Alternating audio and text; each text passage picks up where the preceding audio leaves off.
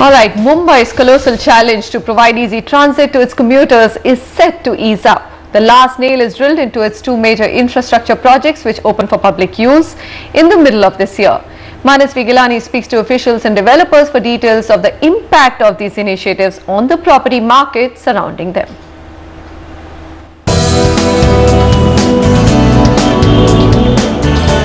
Tall towers, massive townships, swanky apartments. Mumbai skyline has it all. What demands constant attention is the lack of connectivity and infrastructure, for which authorities at MMRDA took serious initiatives a couple of years ago and successfully completed two major infrastructure projects in Mumbai this month. With both projects open to public use between May and August 2013, Mumbai is on a roll. India's first monorail comes to Mumbai, and this is a project being implemented by MMRDA. I'm on the trial run right now, and Mumbaikars will be pleased to know that it's going to be operational from August onward. And your travel time from Jacob Circle, that's where it starts from, to all the way Chamber is going to cut down, and now you're going to be traveling only 15 minutes. This eco-friendly monorail covers a stretch of 20 kilometers in total with 17 stations. 6 rakes in 3 different colors, green, blue and pink, will cruise over cars and buses across the city. Commissioned by MMRDA, a consortium of Larsen & Toubro and Malaysia's infrastructure firm SCOMI Engineering is executing the project, and its total cost is about 2,460 crores plus taxes. All these projects, they were there on Mumbai's DP for last say 30-40 years, but for various reasons they were never taken up. When people and habitations are there, there are so many other social infrastructure facilities.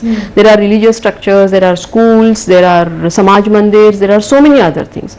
So all these things you have to rehabilitate. Then most of these projects have a lot of lands which belong to various departments or to private people. So in Eastern Freeway we had to deal with 10 different departments to get the right of way. Another important development Mumbai witnessed is the recent completion of the first part of Eastern Freeway. This 16.4 km signal-free expressway connects Island City to eastern suburbs. Again an MMRDA initiative funded by central government through JNNURM. It runs from Orange Gate near Chhatrapati Shivaji Terminus to Anik Panjatpur Link Road and further up to Ghatkopar, and is divided into 3 parts. This Eastern Freeway is the longest elevated road in an urban setting in India and is expected to have profound impact on real estate developments in and around micro markets like Wadala, Sion, Chembur and Ghatkopar. Recently we have seen that there are around 170 NOCs issued along the corridor.